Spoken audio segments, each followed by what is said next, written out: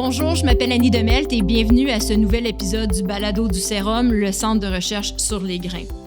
En agriculture, les décisions doivent souvent se prendre rapidement à partir de ce qu'on observe au champ et dans un cadre économique qui est bien réel. Mais certains outils n'agissent pas là où on regarde. Dans cet épisode, on va parler du contence et comment la recherche permet de mieux comprendre ce qui se passe sous la surface. Nos invités aujourd'hui sont Terry Drouin, le propriétaire de la ferme Drouin et Maheu, et Tania Copley, chercheur au Sérum. Merci à vous deux d'être là. Terry, on va commencer avec toi. Oui. Tu es producteur pas loin d'ici, à Saint-Henri, dans Bellechasse. Je me demandais, toi, ton expérience avec la moisissure blanche, ça a été quoi au cours des dernières années? Ben, on a connu la maladie, là, ça a commencé quand on a acheté une terre d'un voisin qui était en grande culture depuis plusieurs années. Puis là, on a semé du soya là, puis ça a été la première année où on a été frappé là, de façon importante par la maladie. De ce champ-là, on a eu des bonnes pertes financières. Ça a été là qu'on a eu le premier contact avec. Puis là, ben, de fil en aiguille, malheureusement, la batteuse transporte le problème généralement un petit peu à gauche, à droite. Fait que finalement, même si tu n'en avais pas, ben là, tu trouves à en avoir un peu plus, un peu partout. Fait qu'on a connu des années plus difficiles, des plus saines. Fait que ça a été comme ça qu'on a connu la maladie. Okay. C'était super difficile à contrôler, j'imagine. Ça vous a exigé quoi là, comme contrôle? Là? Ben, la première année, écoute, on a eu des pertes là, de qualité du soya. Fait que c'est sûr qu'on a eu des coupures au niveau du prix de la récolte. Puis ensuite, ben, là, on a cherché des solutions. On a intégré tranquillement, pas vite, les fongicides. Avec les années, on a adopté d'autres pratiques pour réduire l'incidence de la maladie. Aujourd'hui, on est bien contrôlé dans l'ensemble, mais c'est toujours... faut toujours garder l'œil là-dessus. Ça vous guette. C'est-tu encore... est-ce que ça représente pour vous, puis j'imagine pour d'autres agriculteurs, une grosse source d'inquiétude? C'est-tu quelque chose qui vous préoccupe à chaque année? Oui, à chaque année, quand vient le temps de la floraison du soya, parce que c'est principalement là la fenêtre où la maladie peut faire des gros ravages. On a toujours en tête, là, on regarde plus la météo, est-ce que c'est frais, est-ce que ça va être pluvieux? Est-ce que nos rangs sont fermés, sont-ils ouverts? Qu'est-ce qu'on peut faire pour limiter l'impact de la maladie? Parce que dans les cas extrêmes, on peut se rendre jusqu'à 50% de perte, là, en plus de se voir refuser l'admission de la récolte au centre de grain. Là, quand que la sclérotinia, c'est extrêmement dur à trier dans le grain. Les centres de grain, généralement, là, passé un certain taux, vont refuser de prendre la récolte telle qu'elle est amenée. OK. Donc, Tania, en fait, on parle un petit peu les pertes, ça peut être dévastateur, là, mais pourquoi c'est quelque chose qui est si difficile à gérer, la sclérotinia? Oui, premièrement, les sclérotes peuvent survivre dans le sol pendant une période jusqu'à 10 ans, dépendamment des conditions climatiques. Alors, lorsque ça se trouve dans un champ, on dit que c'est pas mal là pour la vie par la suite parce que ça infecte aussi plus que 400 espèces de plantes. Alors, même si tu sèmes pas du soya pendant quelques années, s'il y a d'autres plantes hautes qui sont dans ton champ, ça peut propager sur ces plantes-là, puis renouveler l'inoculum au champ. Alors, ça, c'est un facteur. Puis les apotécies, les petits champignons qui produisent les spores, ils peuvent relâcher 1 million de spores par jour pendant à peu près 7 à 10 jours. Alors, chaque spore peut, en théorie, infecter une plante. Alors, ça, c'est juste à cause de la durée de vie des sclérotes et la quantité de spores que ça produit lorsque les conditions sont favorables. Surtout, les champignons sont tout petits, sont difficiles à observer dans le champ. Alors, dépister un champ pour ces champignons-là n'est pas toujours évident. Ça prend énormément de temps, ça se voit pas facilement. Alors, la gestion en prévision, la maladie n'est pas toujours facile et c'est facile à manquer. OK. Puis, est-ce que les conditions qu'on a au Québec, on parle beaucoup de changements climatiques, on a des conditions qui sont peut-être un petit peu plus instables au cours des dernières années. En fait, est-ce que vous voyez que ça pourrait potentiellement devenir un plus grand problème dans les années à venir ou pas? Je crois que ça dépend vraiment de la région. En Montérégie-Est, par exemple, on a vu une baisse de cette maladie-là. On a des grandes canicules, des sécheresses ces dernières années.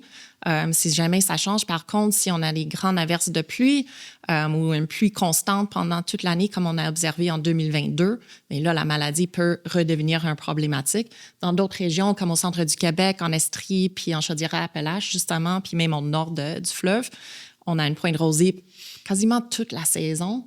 dépendamment du champ puis les pratiques dans le champ, alors là, c'est plus problématique. Puis j'imagine que les conditions climatiques vont continuer à favoriser le développement de maladies dans ces régions. OK. Encore un peu d'imprévisibilité, finalement, là, dépendamment de où est-ce qu'on est. Exact. Donc, avec tout ça, qu'est-ce qui vous a amené à vous intéresser aux contences? Pour nous, c'était une alternative aux fongicides chimiques. Alors, c'est un des objectifs du ministère, c'est de réduire les quantités de pesticides chimiques dans les champs. Alors, c'est une bonne alternative parce que ça s'attaque directement aux sources d'inoculum, c'est les sclérotes. Alors, si on est capable de réduire la quantité de sclérotes dans un champ, on peut potentiellement aider à réduire le problème aussi à long terme. Oui. Peux-tu juste expliquer rapidement qu'est-ce que c'est le contence, en fait? Oui, c'est ça. Alors, le contense, c'est ça, c'est un petit champignon. Bien, c'est des spores de champignons qu'ils ont isolés du sol, puis on appelle ça un champignon mycoparasite. Alors, ça s'attaque à d'autres champignons, et plus spécifiquement aux sclérotes. Alors, les sclérotes sont des petites structures dures puis résistantes aux conditions adverses. Ils peuvent survivre dans le sol pendant longtemps. Alors, ces spores-là, lorsqu'ils s'attachent à une sclérote puis les conditions sont favorables à leur germination, alors un sol un peu humide, ils vont percer dans les sclérotes et tranquillement manger et détruire le sclérote. Qu'est-ce qui vous a amené à vous pencher sur le contence? Oui, alors c'est ça. Le contense, c'est un produit biologique qui peut être utilisé pour supprimer et régler les problèmes de la sclérotignose, que ce soit en soya ou d'autres cultures. Alors, dans le cadre du soya, on utilise beaucoup de fongicides foliaires qui ont des incidences sur notre santé humaine, santé animale, l'environnement aussi.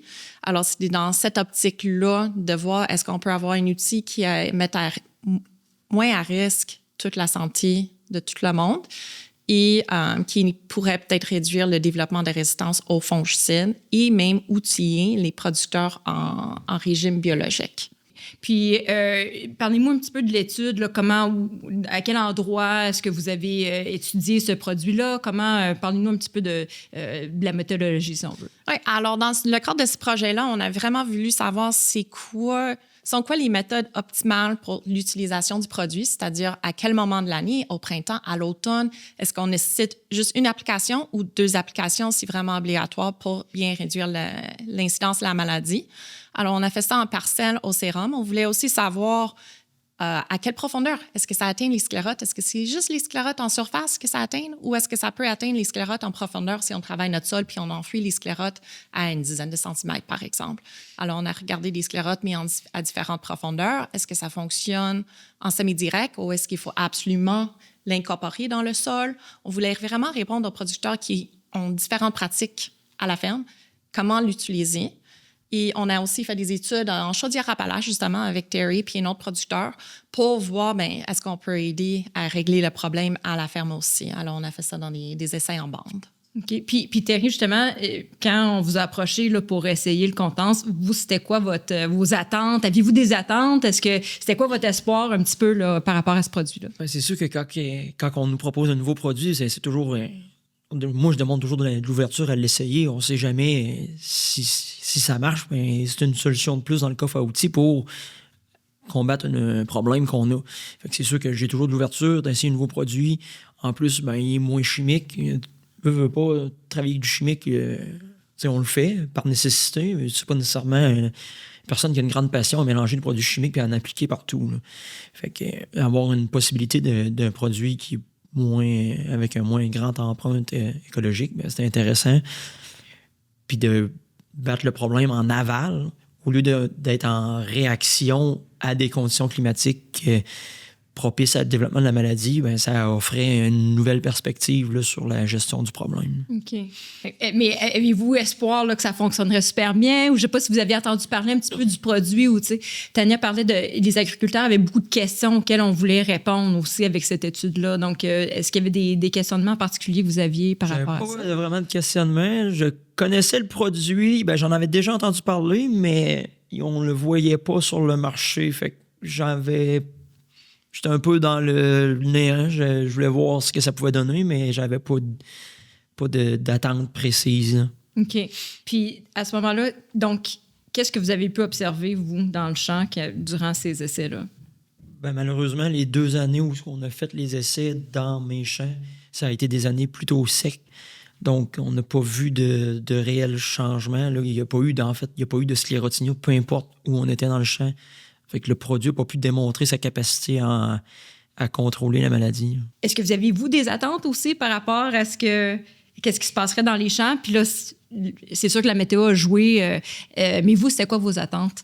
Oui, bien, selon les quelques études qui sont disponibles sur ce produit-là, j'avais quand même des attentes assez élevées, en sachant que ça s'attaque directement aux sclérotes. Alors, il y a des bonnes indications qui suggèrent qu'on peut réduire l'inoculum au champ.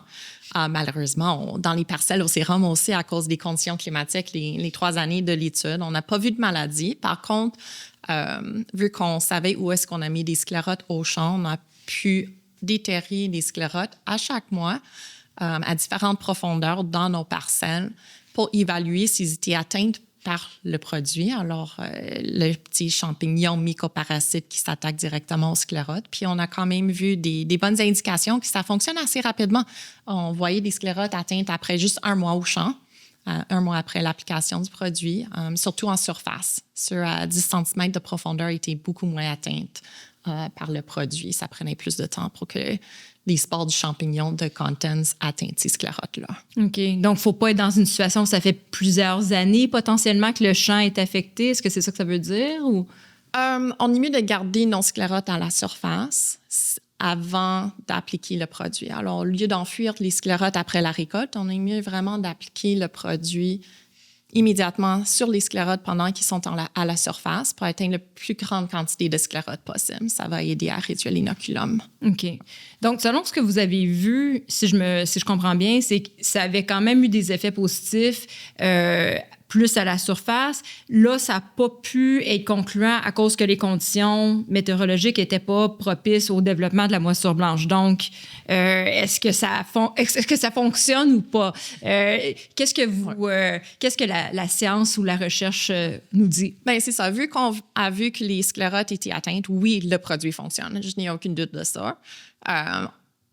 Quand on dit que ça n'a pas fonctionné, c'est plus qu'on n'avait pas de développement de maladie dans le champ. Alors, on n'a pas pu faire une étude de rentabilité, par exemple, à la ferme pour dire, OK, oui, vous avez sauvé X quantité d'argent avec les applications de Contents. Alors, c'est toujours un petit volet qu'on aime faire pour les producteurs pour leur démontrer qu'est-ce qu'ils peuvent sauver au niveau d'argent ou est-ce que c'est équivalent ou plus rentable que les fongicides foliaires, par exemple. Alors, on n'a pas pu faire cette partie-là. Par contre, juste le fait qu'on a vu que les sclérotes étaient atteintes jusqu'à 100% après 6 mois, c'est quand même bon signe que le produit va fonctionner. C'est juste que ça prend un peu plus de temps. Puis, au niveau de combien de plantes seront infectées, bien, c'est ça, on n'a pas eu ces résultats-là. Par contre, on a vu que les sclérotes produisaient aussi moins d'apothécies. Alors, les petits champignons qui produisent les spores, on voit que lorsqu'ils étaient atteints par le Contents, ils produisaient moins de champignons. Alors, non seulement on va avoir moins de sclérotes à long terme, on va aussi avoir moins de champignons qui peuvent infecter, qui produisent des spores qui vont infecter les plantes. Qu'est-ce qu'on fait avec cette information-là en ce moment? C'est-à-dire qu'on ne peut pas dire, oui, ça va être rentable pour vous de l'appliquer parce qu'on ne le sait pas. Donc, y aurait-il d'autres pistes ou des conseils justement basés là-dessus qu'on peut donner aux producteurs? Oui. Bien, c'est ça. Je crois vraiment, selon la science, que le produit fonctionne. Ça va réduire les sclérotes. Est-ce que ça va réduire l'incidence, la sévérité de la maladie dans la même année? Ça reste à voir aussi. On n'a pas pu faire des études à long terme dans plusieurs champs ayant la maladie dans les années des études. Alors, ça reste encore un point d'interrogation. On sait que le Contents semble survivre l'hiver. Alors, ça, c'est bon signe aussi. Ça suggère peut-être qu'une application est suffisante pour quelques années, mais encore, ça reste à vérifier, à valider combien d'années est-ce que ça va durer. Mais on sait au moins pendant 1 an, ça reste au champ, ça continue à s'attaquer aux sclérotes. Alors, ça pourrait être rentable plus à long terme pour les producteurs, mais combien d'applications est-ce qu'ils doivent faire?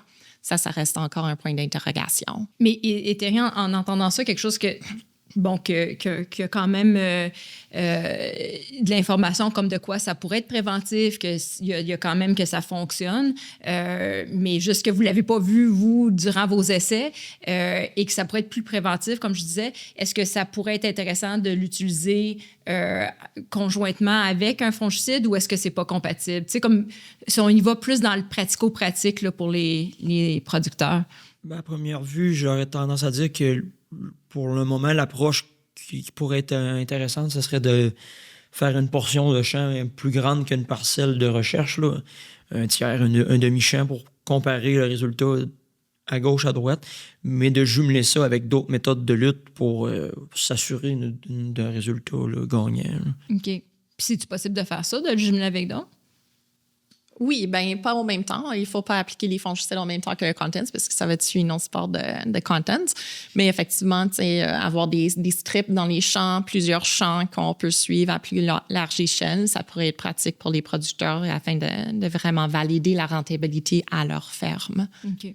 Tania, je me demandais, puis ça, je pense que tu en as parlé un petit peu, là, mais juste, on va y aller plus peut-être en profondeur là-dessus, mais pourquoi est-ce que la survie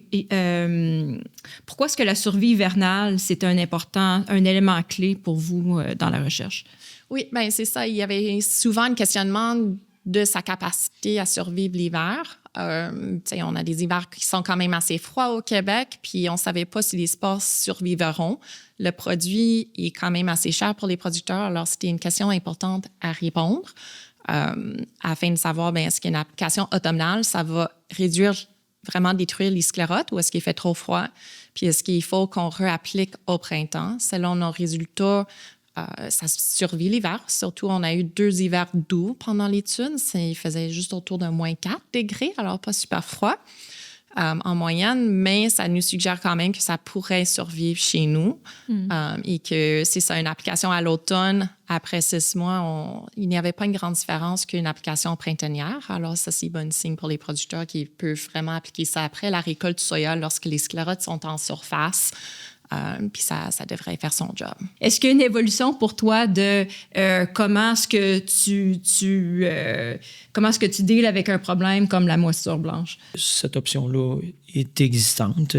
On peut considérer l'utiliser s'il y a un impact économique. Effectivement, la porte est ouverte. Mm-hmm. Mais pour là, on s'est concentré sur d'autres méthodes de lutte. Là, on a utilisé plusieurs outils plutôt que de se concentrer sur un outil pour avoir un éventail plus efficace là, de perspectives de réussite. Mm-hmm. Puis tu disais aussi que pour ce qui est de l'utilisation de pesticides, fongicides, est-ce que il y a un questionnement de plus en plus là-dessus? Puis justement, on essaie d'avoir différents outils là, dans notre arsenal. Depuis que j'ai des enfants, j'aime moins ça d'en utiliser. On va dire ça comme ça. Parce que c'est sûr que pas... C'est des produits qui sont dangereux pour les humains. Là. Il y a des cotes de risque sur ces produits-là quand on les utilise. On utilise ça au plein champ, on met ça sur la récolte, on en retrouve partout.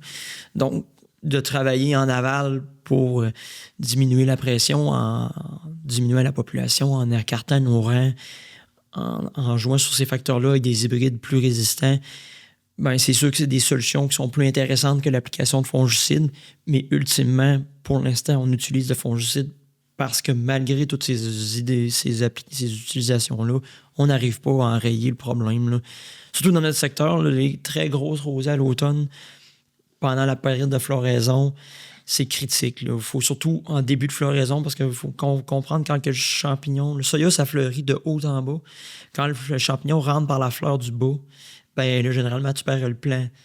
Si ça rentre plus tard, au moins, tu as le bout en bas, il est encore bon. Tu vas sauver une partie de ta récolte. Fait que c'est là souvent qu'on va appliquer un fongicide tôt en floraison pour protéger le plus gros du rendement puis espérer que la suite se passe bien. OK. Pour toi, Tania, comment est-ce que cette recherche-là peut aider les producteurs à situer certaines décisions sans les dicter? Qu'est-ce que ça devrait leur donner comme piste de réflexion, penses-tu? Oui. Je pense que c'est un autre outil qu'ils peuvent mettre dans leur poche pour combattre la sclérotignose. Alors, comme Terry a dit, on peut changer nos écartements de rang, on peut changer de cultivar pour utiliser une cultivar plus résistante. À long terme, effectivement, les fongicides, il y a toujours l'inquiétude de développement de la résistance aux fongicides. Dans le cas du contents, on ne devrait pas avoir ce problème-là vu que ça s'attaque, c'est un agent vivant qui va s'attaquer aux sclérotes. Alors, c'est quand même un outil qui devrait être utilisable à long terme pour les producteurs. Et c'est ça devrait fonctionner sur plusieurs années. Oui, il nous manque encore des études à long terme sur 5 à 10 ans. J'espère se rendre là peut-être un jour pour les producteurs pour vraiment répondre à long terme. Mais à court terme, il semblerait que ça fonctionne bien. C'est un outil qui s'attaque vraiment à la source de l'inoculum. C'est ça qui est important. Alors, même si ça ne fonctionne pas à 100% après une année, si on est capable de réduire la quantité de sclérotes dans nos champs qui sont encore viables, bien déjà là, on réduit combien de plantes pourraient être affectées par la suite. Thierry Drouin, merci. Tania Copley, merci. Puis je vais vous souhaiter un été sec, chaud, pas trop sec, balancé, pas trop de pluie. On aime l'équilibre et la constance. Ouais. Parfait. Merci beaucoup. Merci à vous deux. Merci.